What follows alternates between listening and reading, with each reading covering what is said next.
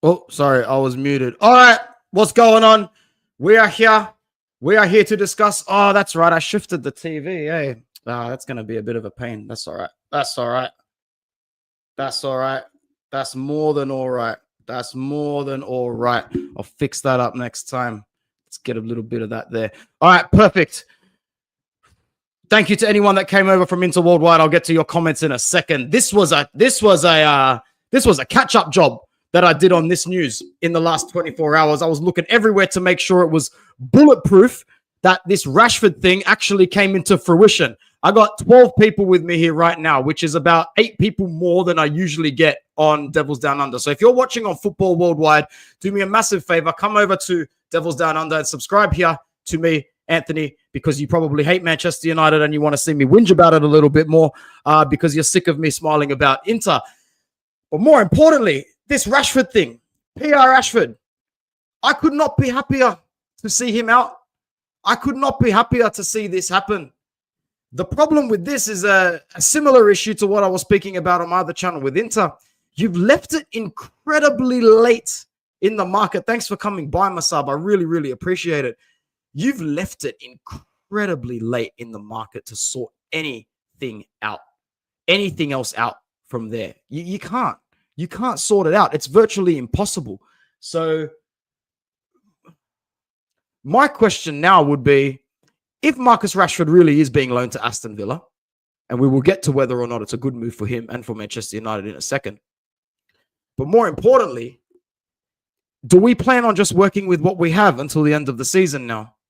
Because I said in another video, the idea of Anthony leaving is not bad. It's fantastic. But the idea of Anthony leaving on a borderline dry loan where we still pay half of his salary, that just doesn't sit well with me. Not for 4 months. Because we are Moments FC.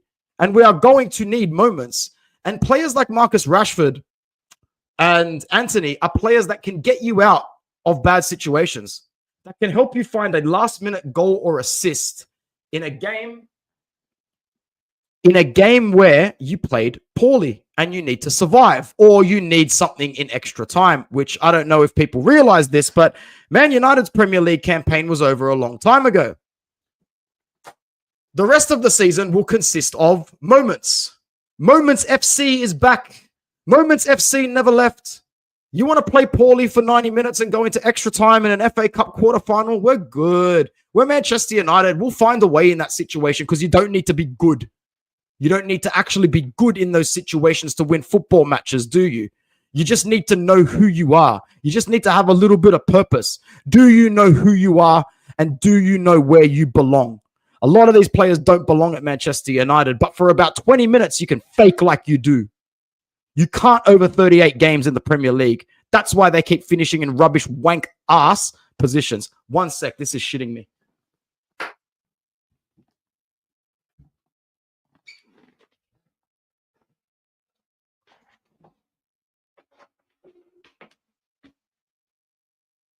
There you go. Thanking you all very much.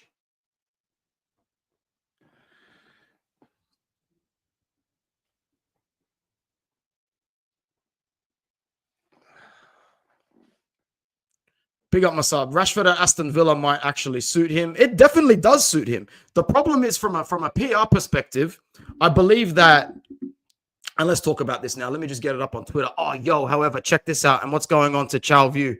Thanks for coming back, man. You are one of very few people that return to this channel genuinely because you're here for Devils Down Under. And I really, really appreciate that, bro. You are the reason why I keep doing this and don't think it's not a pointless project. My guy, big up. I'm going to dig into that right towards the end of this show, by the way, because that's a very, very important thing to talk about. Rashford at Aston Villa might actually suit him. I think it might. Did anybody see what else Aston Villa were cooking up this morning, though? Did anybody see that? Did anyone see this shit? Look at this, brother. Look at this, bruv. As our social media hero Spanian in Australia would say, look at this. Look at these cars. Look at this, brother. This is beautiful. Look at these cars. Bro, look at this. How did this happen? Marco Asensio to Aston Villa, brother. That's crazy. That's crazy, man. Big up the villains, bro. They are cooking. Unai Emery with more. Unai Emery with even more? I'm jealous. I'm jealous, bro. They're fans. The ass man himself, bro. Can you believe this? Can you believe this? Here we go in place and everything. On loan for Paris Saint-Germain. Now, this guy's got a serious attitude problem. I think that's why he gets shunned out a bit. Because remember under Madrid, when he was at Madrid, almost every time he was subbed in, he'd score a goal. Every single time. Like, the guy did not miss whatsoever. He did not miss at all. There's 12 people here with me right now, which is actually really good for the channel. So like the video, subscribe if you're new, especially to Devils Down Under. So if you're here on Football Worldwide, do me a massive favor. Go to Devils Down Under for me, please, and subscribe there. This is very nice to have double digits on this channel. Balkan Warrior should have Rashford at Inter instead of Arnautovic. Yeah, but they're both on different pay brackets. So the thing is what we're hearing is that Aston Villa would actually cover all of the wage, I'm hearing, as opposed to the Antony deal, which we still have to cover a fair bit, like basically half of it, to be honest. And that's not good, because to me, that only saves a few million euros on Antony. And one goal from Antony in an FA Cup quarterfinal or semi-final, one goal from Antony in a Europa League knockout game is worth €1 million on its own, if not more, especially if it's a winning goal. If it's a goal that wins you the game, it's worth a couple. If it's a goal that gets you into the next round, it's worth €5 million on its own, possibly more. Moments FC should not be thinking about loaning out their Moments players. Unfortunately, this also includes Rashford. The thing with Rashford and me is that I've wanted him out for a while now, and so I'll take anything I can get. It's a great deal for Aston Villa. It's a fantastic deal for Aston Villa. Big up the 16 people that are here right now. If you're here on Devils Down Under, I really appreciate it. And I know it's an extremely small number, but I don't usually get numbers like this. So thank you very much. I usually work with 1 or 2 people if I go live. So just like the video and just comment. Let me know who you are and if you're new. And I promise to acknowledge you personally each and every time you comment here. I'm that sort of guy. The Rashford situation, it has to happen because he needs a change of scenery. Is it good for Aston Villa? Absolutely. Is it good for Unai Emery? Abso-bloody-lutely. Is it good for Manchester United? Meh. Doesn't do anything for us. Changes nothing, apart from the fact that you're probably going to save bags. You are going to save bags. Bags and bags and bags. Bags on bags, and even more bags. More bags than you could ever predict. Because 300 bags a week is a lot of bags. And that's a lot of times to say bags. $300,000, euros, pounds, whatever it is, I don't even know, a week. You are saving yearly salaries per month. This is the sort of financial saving that you look at and go, "Jeez, man, how did you even dig yourself into this half-deep grave to begin with? How did you do it?" I don't even remember the time of the contract negotiation with him for this much money. How did it get anywhere near to this point? Anyway, we're here now. We're dealing with what it is. We know that what it is going to be a loan. And do we sit here and badmouth Marcus Rashford now? No way. We're not bad people. And Marcus Rashford is the furthest thing from a bad person. He's not a bad person. He's a fantastic human being.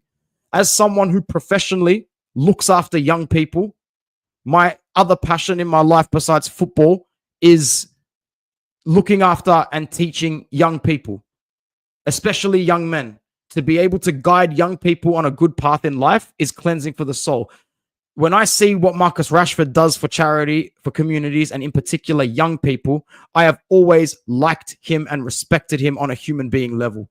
But that does not paper over the fact that, and this, I'm not even talking about you as a player ability-wise now. I'm saying you have run your course with this place because it's unhealthy to have these sort of attachment issues. You are Manchester, born and bred, like the fans shout. It doesn't mean you are here to marry us forever.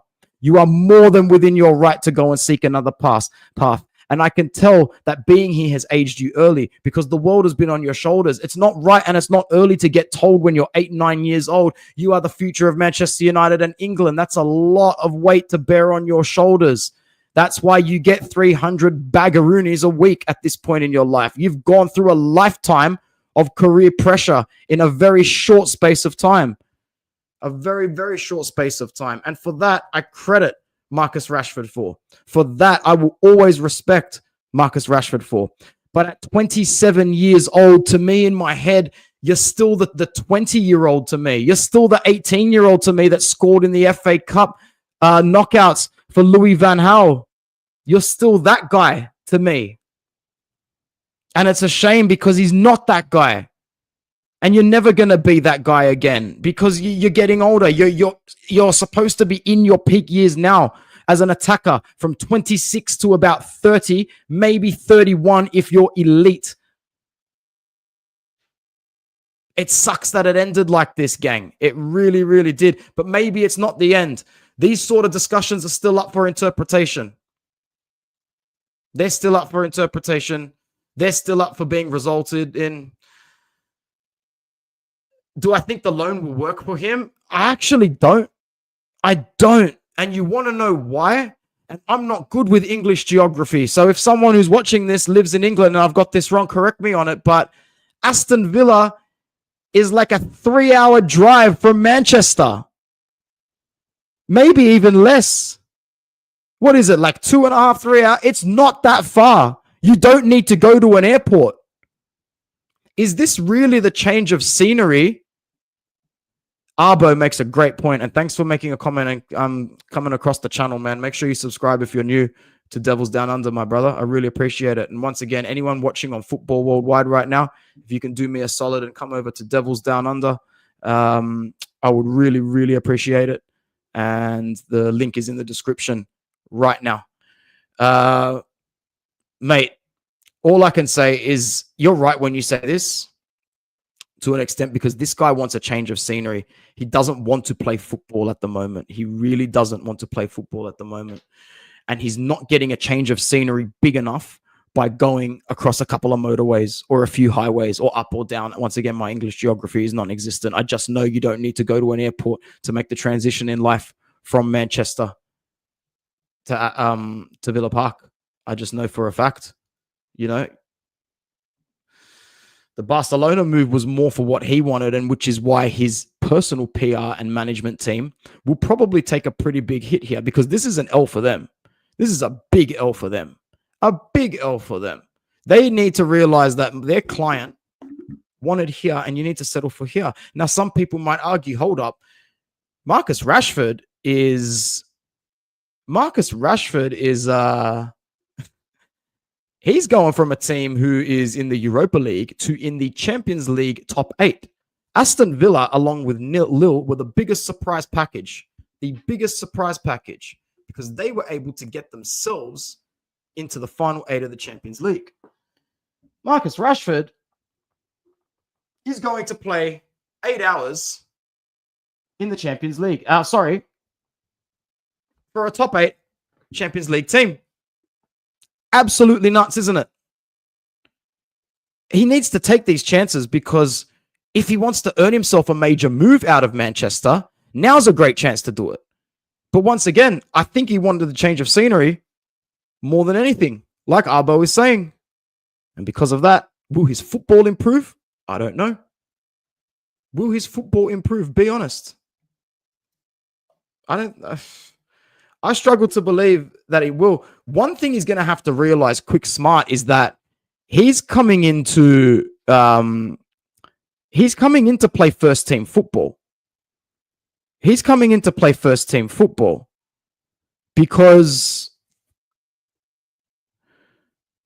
when you look at it, and I just want to make sure that I get this right. Awesome. That's how much it was. The whole John Duran thing, 64 million to Al Nassr. 64 million. And I guarantee you, a lot of the selling point for that guy there is, hey, man, you want to play alongside Cristiano Ronaldo? It's not just about freaking quintupling your wage, whatever you were on before. That's a peasant's wage now compared to what you're getting here. 63 million the Saudis dropped. 63 million. Good player. 63 million player? Nah. Come on. He was playing at goddamn Chicago Fire before he was at Aston Villa, for God's sake. Yeah, he's been pretty good in the last 2 seasons, don't get me wrong. But for that price, man, hey, at least he's young. There you go. Not even a 2-hour drive, bro. Not even a 2-hour drive. What a shame. How are you going to get a change of lifestyle scenery? How are you going to escape the toxicity of your life? How are you going to collapse your circle a little bit, take some time to work on yourself? 2 hours away. 2 hours away. I don't know. Not for me, bruv. Not for me, but for other people, maybe. Anyway, they lose Duran. They get Rashford straight away. So whether Marcus is ready for it or not, he needs to realize that he is coming straight into a team that is straight into a team that needs him to hit the ground running straight away. Can he do it? Let me know in the comments if you think so. Some people will have their doubts. Some people will think that, hey, man, just play the guy, and he'll play himself into form. I'm skeptical, bro. I'm skeptical. What else is people saying about it? Marcus Rashford is an Aston Villa player. People are saying that he is already an Aston Villa player. But look, this is what it's all about for United. This is what it's all about. Scotty Tridge says, if Man United get rid of Eriksen, Lindelof, Casemiro, and Rashford from the wage bill, in wages. Yeah, they'll jump plenty of spots and they will save plenty of money. There's too much for me to look at now to decipher exactly how much. But it's all about saving the dollar coin at the moment. Anthony says, and thank you very much to the 17 people that we've got here now. I really appreciate it. Like the video, subscribe if you're new, and make sure to tell me if you are new in the comments as well. But the problem is not that Duran will have to deal with Stefano Pioli as his manager. Yeah, look, I just feel like once you get to that country to play football, do you really care anymore who your manager is? You really care about football that much? Is it really about winning over there? I really don't think it is. Anthony and Ronaldo demanding the ball. Are they going to play two up front? Are you talking about you play? Yeah. Duran and Ronaldo. Absolutely. First time watching. Welcome. I appreciate it. Subscribe if you're new. You'll get plenty of good, honest Manchester United content here. I promise to just be real all the time. Absolutely real. Let's talk a little bit about the rest of the rest of our market. I can't believe they got Asensio as well. Big up to them. That's a fantastic picture. Let's just leave that one up there because that's a fantastic picture at the moment to put up.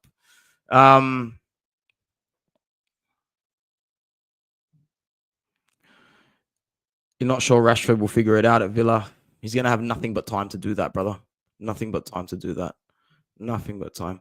So, yeah, looks like everything's been decided. They'll cover pretty much majority of the wages, they said, if not all of it, which is good. You know what else? Apparently, they might get João Felix. If they get João Felix on top of that's a whole new attack. That's crazy. That's crazy, man. That's crazy for the villains if they do that. They'll be the absolute envy of anybody. Let's talk about Matthias Tell. Let's talk about Matthias Tell. He's a player that, you know what, man? I didn't follow for too long, up until probably about the start of this season.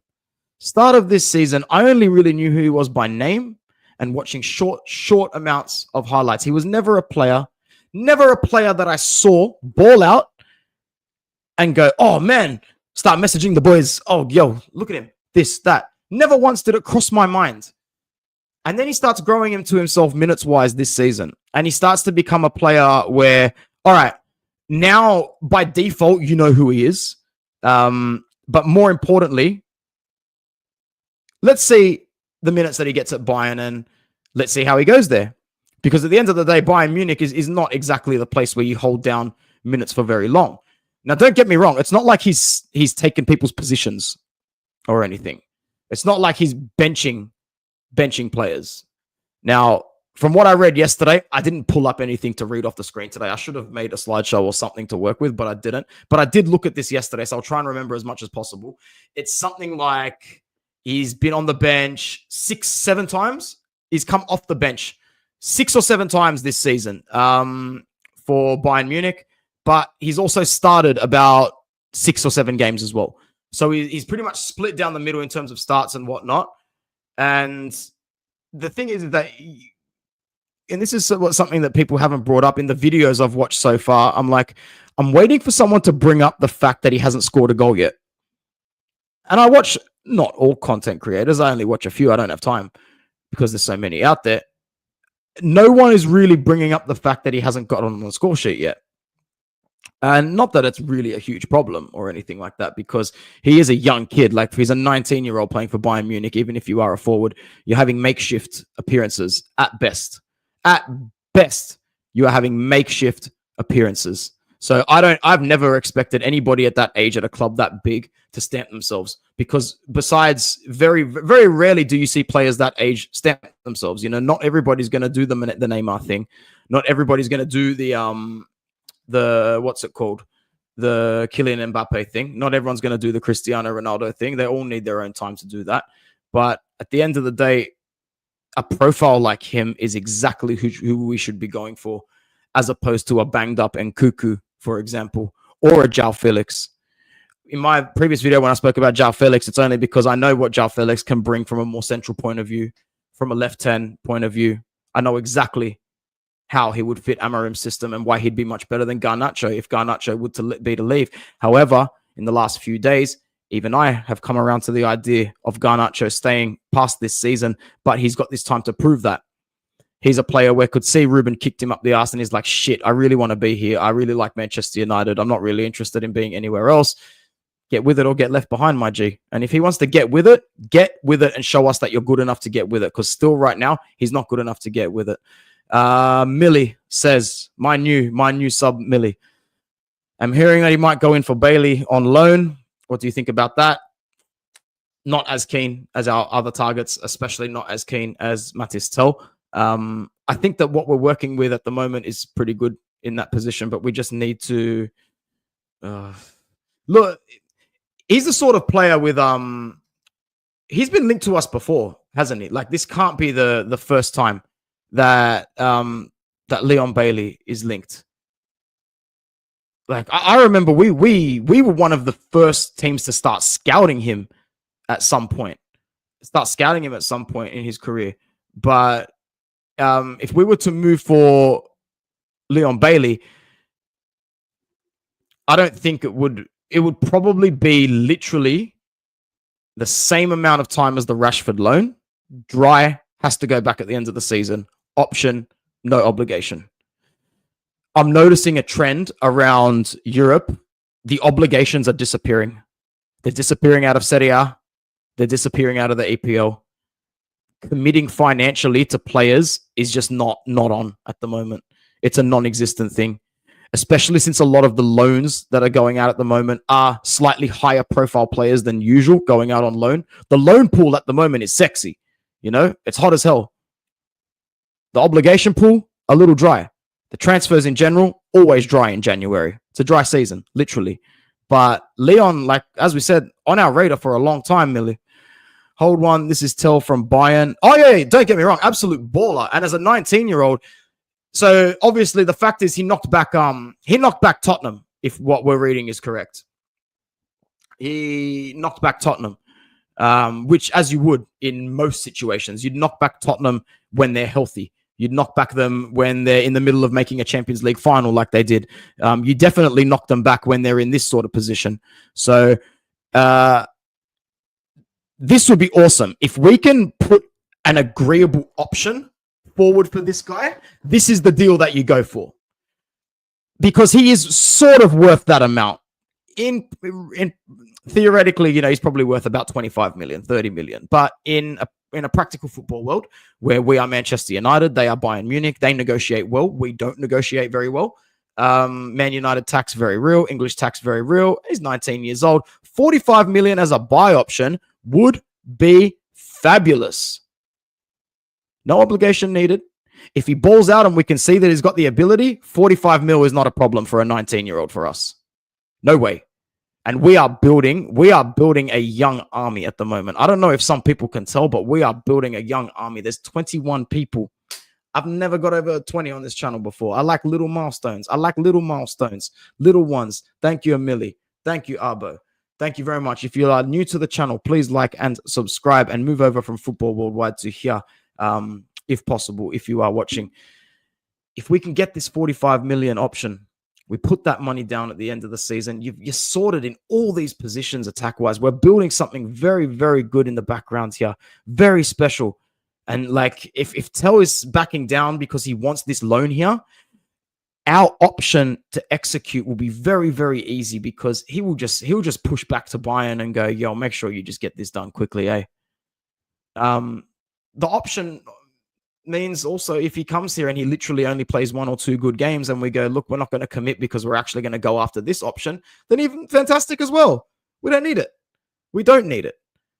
Negotiate well here, United. The ball is very, very much in your court. The ball is very much in United's court for the first time in a while with this one. We need to get these done. We need to get these done. He had a few good games this season, though. I remember watching him in the game against Dortmund, where he played, like he started the game against Dortmund, and he was good in that game. He obviously had a few missed touches, and he could have made a couple of different decisions. But, you know, me with my beer in one hand and, you know, possibly popcorn in front of me or, you know, some salted snack in front of me. As a 19-year-old playing for Bayern Munich, I'm not going to sit on the couch and go, ha, shit. Nah, fantastic, promising talent. If Bayern are in a position where they think 45 million is good for them, fantastic. Better for us as well. It's one of those things where everybody sort of wins, especially the player in this case, because nothing better than a happy player. In terms of, but why I'm a little confused is that are Bayern deep in that position? Are Bayern deep in that position? And this would be a really good question for the Bayern view boys. But I don't see them being like, I know they've got a lot of forwards, but let's put them Harry Kane, Thomas Moyer, Sane, Tell. I guess you count Koeman, you count Gnabry, you count Musiala, you count Olise. Did I say Sane? You know what? They do have players in that position. They got wide players. You know what? They could probably use more central forwards at the moment because Kane is fantastic, but Moyer's not getting any younger, and he's not an out-and-out striker anyway. He's always been an SS.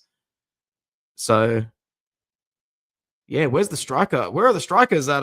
Where are the pure strikers at Bayern? Interesting stuff there. I might have to ask the Bayern view boys about that.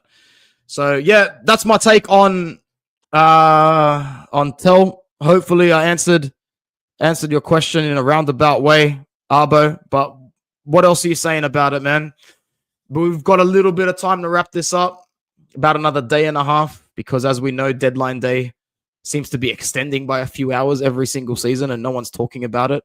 Don't sit here and tell me that we used to not count down on January 31st to the next day. I remember doing it myself. Technically, for me, it would have been at about 8 o'clock in the morning, 9 o'clock on the 1st. I remember catching the bus to school going, is it over? Is deadline day over? Yeah, it's the 2nd of February here in Sydney, Australia. And I know for a fact the transfer window will be open when I wake up tomorrow morning on the 23rd. Yeah, that did not sound right at all. But hey, it is what it is. Fantastic stuff. And I'll say it all the time. Love a good joke, bro. Telly's backing down from Chelsea. This is a good comment, man. It's a good comment because there is a lot of competition, but I think people can see the project that we're building at United. It means something at the moment. Not that we ever had a problem signing players.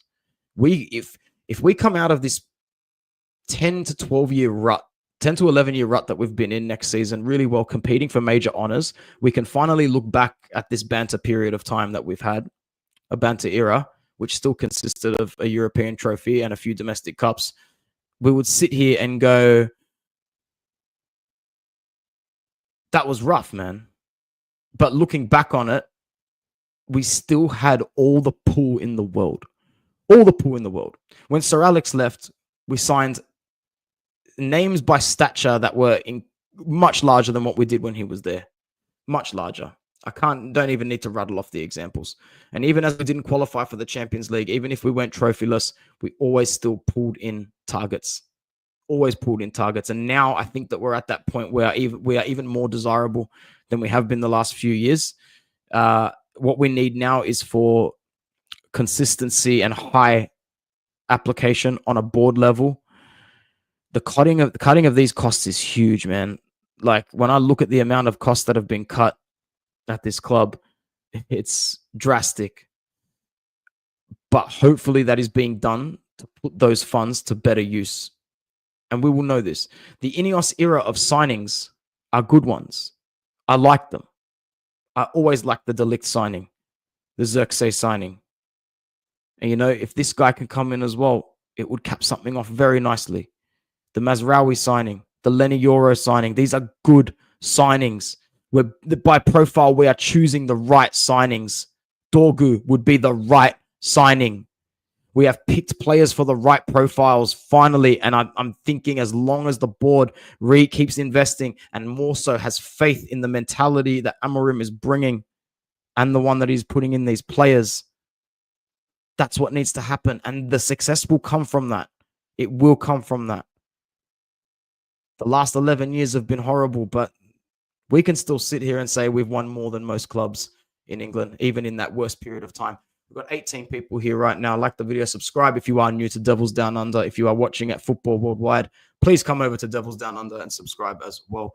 We should have taken Kolo Muani from Juventus on loan. Well, we can't take him from Juventus because he's on loan from Paris Saint-Germain, my friend. And he's a good player. I hope that he doesn't end up at Juventus next season. But at the same time, Juventus do not use their players correctly. So you could put a very, very strong forward at Juventus at the moment by stature name. You could put Ronaldo back there. You could put Lewandowski there. You could even put Erling Haaland there. And I guarantee you they'd still struggle to perform well. Ineos' first transfer window has been a good one. Who's your favorite signing of the transfer window, Millie? I can't really decide. For me, for a while, it was Mazraoui, but I'm starting to grow a little bit more into the Lenny Yoro signing over Mazraoui. Xerxes, for me, I was a little soft vocally because when I saw him underperforming for us, because I'm a massive Serie A fan, Serie A before anything, I want him to succeed so badly because I was such a big fan of him at Bologna. And when he didn't perform well and I saw the fans booing, I went, no. Oh, no, I can't believe this. I can't believe this. Don't do this to this kid. Don't do this to this kid. But he's definitely not leaving this window. He's not leaving, and he's going to get the vote of confidence. And I just hope he takes his chances for Amorim because he can be that good. But it's up to him. And unfortunately for him, I hate to say this, Joshua, you get 15%, 10 to 15% of the time to make it here that you do anywhere else. If you can't hit the ground running here, it is cutthroat, ruthless. He knows this. He knows that you don't have time to make a name here. You really don't. Marmoush went to City also, so that drastically weakens Frankfurt. Absolutely. Ugarte, yeah, the Ugarte signing is fantastic. Very, very good signing. Another player that fits the profile system very well. And another player who would get the most out of other players in the lineup. Like, you see how well Kobe Mino played as as an attacking 10 the other day. And, it's a drum that's getting banged on a lot in our fan base at the moment. So I don't want to add to that too much. We can all see the obviousness that's in front of us. And kudos to Amarim for having the balls to experiment that little bit further, that little bit more, and to see if he could trial them in those positions. Because at least now, if we're ever stuck in a situation where we've got a midfield crisis, Kobe Mino can play in a double pivot. He won't play well. We won't play well, but he's a body that can put there and play the position. Once again, he won't play it well. We won't play well. But he can do that now. Let's use him now where he can blossom and where he can flourish. He definitely deserves a second season. He will get a second season. This January period onwards is almost like a second season / refresh restart of his first season. Let's call it that. Just a refresher of his start of the season. That would be a lot better for him. Anything else for us to discuss today? Look, I think that's it at the moment. I don't want to oversaturate this stream. I'm just really happy with the fact that, there is a tiny little community that's starting to build here. I can see it. I can start to see it coming through the cracks, which is why I'll keep going. Arbo, Millie, Mossab, really, really good to have you here. Good to have you here, Balkan, as well. And Anthony, I know that you guys will keep coming around when you've got the time, but of course you never have to if this isn't within your schedules. Thanks for sticking around on Interworldwide as well, and thank you to Mattia. What do I expect to happen though in the last hours of the Champions League? Just Rashford to become official. I expect us to formally place a bid to Bayern Munich. If Bayern Munich do not want to loan him out, they're in a position where all they need to do is play the delay game, because it's not the 20th of January. It's not the 25th of January. It's not even the 31st of January. As I said, it is the 2nd of February here in Sydney right now. As I wake up tomorrow, it'll be February 3rd. I fully expect the window to still be open for another even half a day after that. I don't even know properly when they plan to close it. I read that it was going to be at midnight on February 3rd. Whether or not that's as midnight hits or not is a different story. I know the Turkish market stays open a little bit longer as well. There are no real rules in modern football, by the way. There are no real rules, just what they feel like on the day and on the year. Players who play multiple positions will thrive under Amarim. Thank you very much, bro. And, if you know anybody else that would enjoy this content, man, or if you know anybody else, just please send it over to them, bro. I really appreciate you and appreciate you for coming through from Jamaica, a place that I would love to visit with my wife one day. We would get such a kick out of being there, man. Can't lie to you.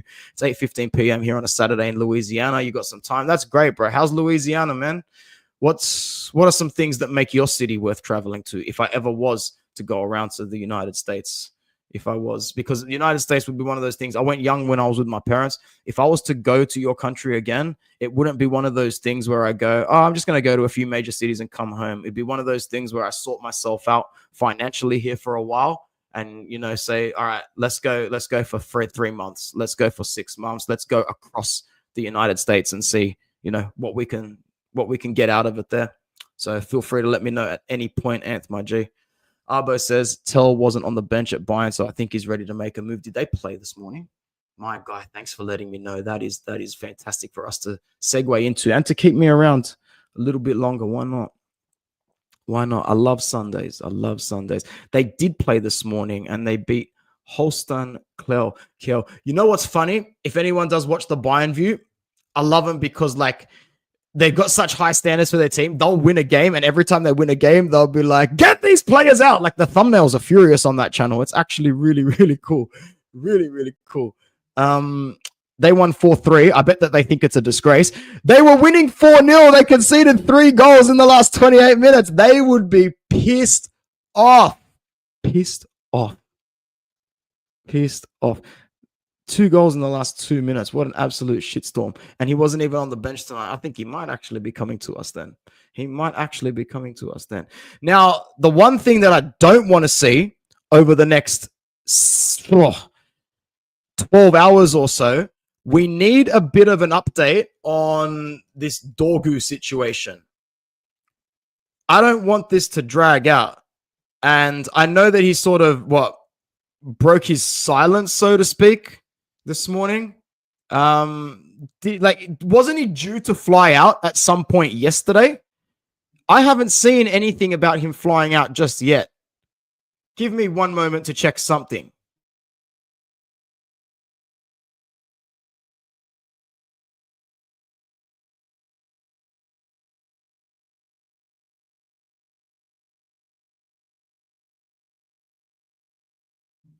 All right, cool. Awesome. I missed one big piece of news in the last day is that he has actually flown out.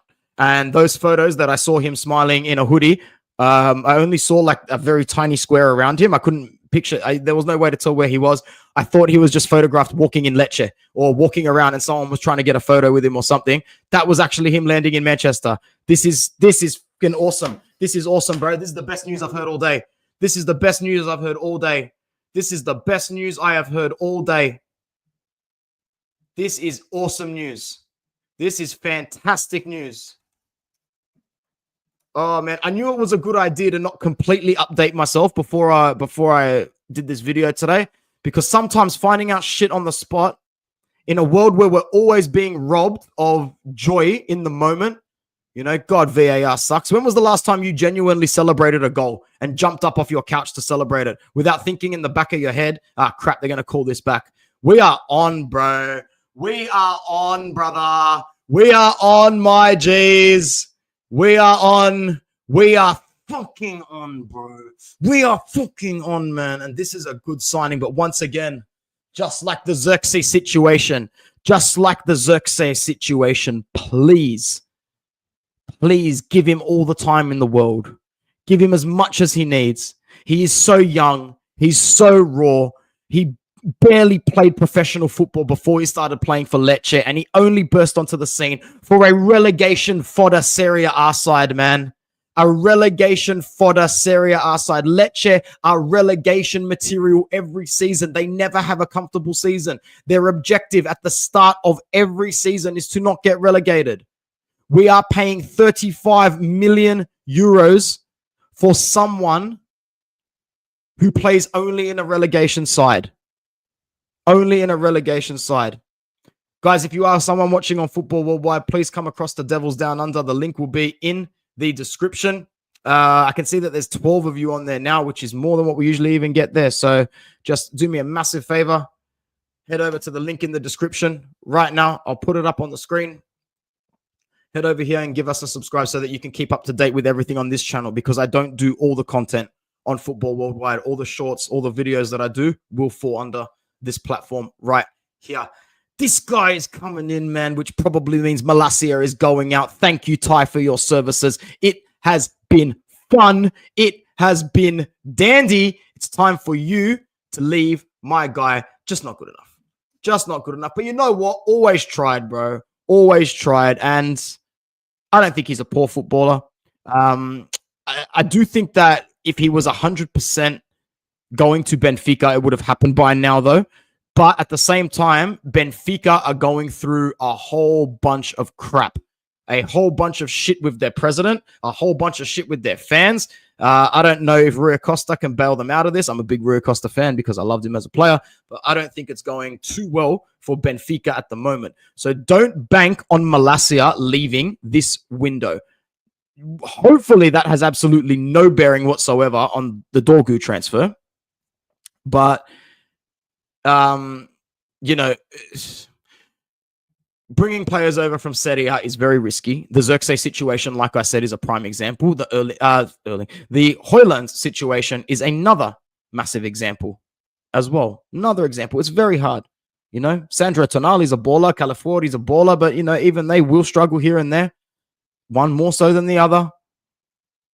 It's always tough. It's always tough for Serie A players to move over to England and vice versa. It's a big change in tactics, big change in approach, big shift in what's in values as well. So best of luck to this kid, like real best of luck to this kid. I hope that he succeeds. I can only wish him the best. And we've got another very, very good young player. Very good young player. And this just goes to show the signings that we are making. They're really bloody good. Like on paper, every box is being ticked. Every box is being ticked. I think that the way that we're saving money on certain profiles and getting different ones in is awesome. At the same time, hopefully this trend continues. And these players are given a good chance to thrive. At the same time, you need very good backroom staff to negotiate very beneficial loans as well, because it's way too many youngsters to be in a first team. We know that. Ruben's done a great job of using young players, and to his credit as well, even like our predecessing managers, bar Mourinho, have never really shied away from giving youngsters time, just more so than the others. But when you look at signings like Ugarte and De Ligt being the more senior of age of our signings, Mazraoui even the more senior of age of our signings, and you know they're not young. They're young, but they're not young. You know, De Ligt is what, 24, 25. Mazraoui is like 27. Ugarte is 23. They're still young. Mazraoui's about to enter peak years for a defender-ish players. De Ligt is just on the cusp of reaching peak years. Ugarte is still pre-peak years. But a lot of the other signings that we've made were just young like really, really, really young. Bringing Amad Diallo back was absolutely fantastic. Absolutely fantastic. What a move. You bring in Rasmus Højlund. I'm not a fan of him as a player, but age-wise and profile-wise, you picked right. You picked right in that situation as well. You just picked the wrong player, ability-wise in general. But you see, the likes of Lenny Yoro, it just ticks every box in the book. Joshua Zirkzee at 22, great age as well. Everyone's very happy with the promotion of Toby Collier as well. These sort of academy players, you do need them because they keep other players in check as well. I'm hoping that Ethan Wheatley is the next one after Collier to start to sniff around a spot. He's probably my favorite player in the under 18s. And he's looking to sniff around us as well. At a starting spot somewhere, maybe eventually down the line in a match that means absolutely nothing. Arbo says definitely the best food you can ever have in your life, Arbo, but that's just me. Oh, you're talking about Cajun food. You know, I haven't really had it as often as I would like, and I know for a fact I haven't had it properly, so I need to. I just came back from India. I gotta say, man, I'm heavily biased towards Italian food, but Indian cuisine can really give Italian food and any other food a run for its money. It is absolutely spectacular, man. I miss it already. I can feel like I can taste it still every single day. Malasia deal has broken down with Benfica. Thank you, bro. You've given me something else to search for. You're killing it at this stream, man. You are absolutely killing it at this stream. Keep me going, bro. Keep me going. What else did I miss this stream? Holy shit. Loan move to Benfica has collapsed. Right before I said, watch out for this one. That's weird.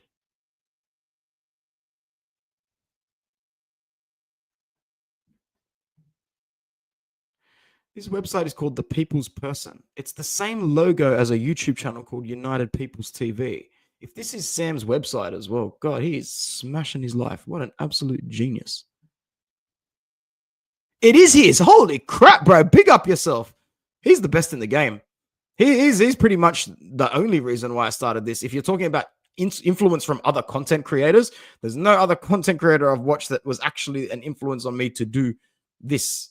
This is just something I've always wanted to do, even from a young age. But if it was anything, it was Sam from United People's TV.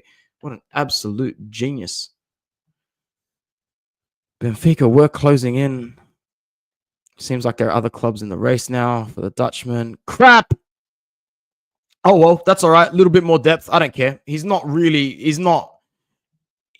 a player that bears too much impact on us for the rest of the season.